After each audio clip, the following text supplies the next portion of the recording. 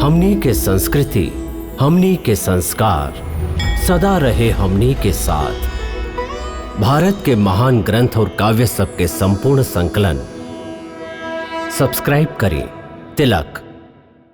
देखा, खाली पानी पी के संतोष कर लेलन।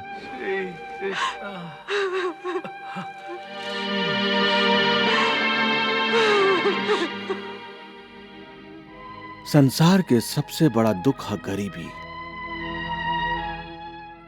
गरीबी वो दुख है जकर चोट बड़ से बड़ वीरन के घुटना टेके पर बेबस कर देवेला। गरीबी बड़ से बड़ ज्ञानी के और बड़ से बड़ धर्मात्मा के धीरज और धर्म चकनाचूर कर देवेला और उनका के धर्म के मार्ग से हटा के अधर्म के मार्ग पर चले पर बेबस कर देवेला।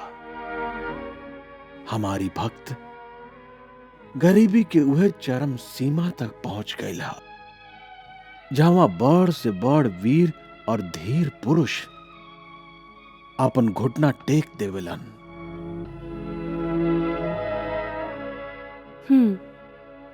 तो गरीबी के रोग है इनका के। हाँ, गरीबी।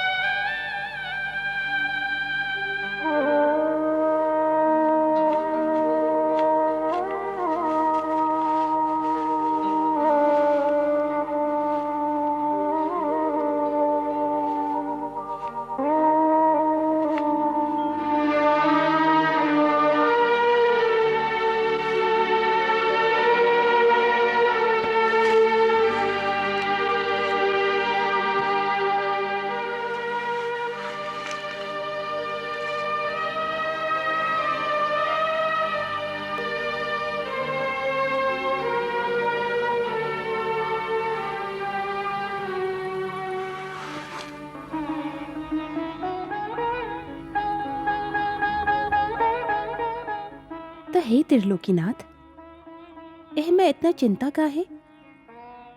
आपके अधीन तो तीनों लोक है। आपके भ्रुकुटी के संकेत मात्र से उनकर दरिद्रता दूर हो सकेला। हाँ, यदि आप चाहें तो। हम तो जरूर चाहब। यदि हमरा बस में होइत ता अभी यही क्षण हम उनकर दरिद्रता के नाश कर देती। तो फिर करत काहे नहीं की? बाकी हमरा बस में होके ता करी ना। आपके बस में नहीं खे तो फिर केकर बस में है भगवान? उनकरे बस में है। हम ही पहली समझ ली ना। उनकर दरिद्रता दूर कईल आपके बस में भी है। आप चाहत भी हैं, फिर भी हम कईल तो जरूर चाहत हैं।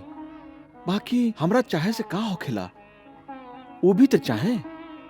तो काऊ नईखन चाहत कि उनकर दरिद्रता दूर होके? ना। एकर मतलब? देखा रुक्मिणी, सुदामा कोनो मामूली आदमी नहीं खन। वो एगो ब्रह्म ज्ञानी बाड़न। सांसारिक विषय से विरक्त शांत चित्त, जितेंद्रिय, जेकरा योग में स्थित प्रज्ञ कहल जाला, उ एगो स्थित प्रज्ञ योगी बाड़न।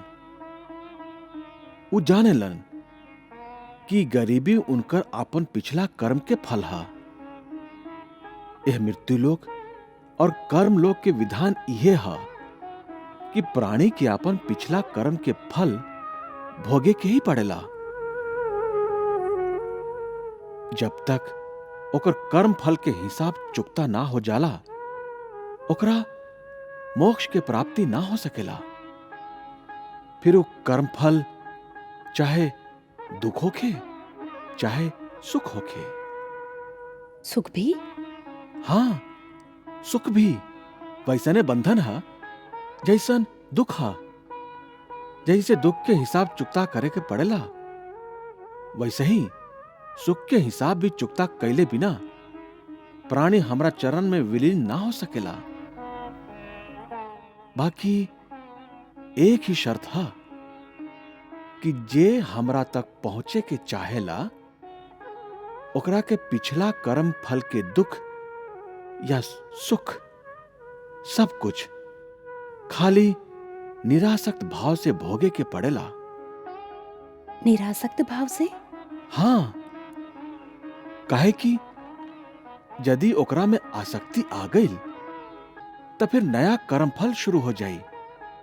जहां नया कर्म आरंभ भइल, उहें ओकर कर्म फल रूपी भाग्य बनल शुरू हो जाला।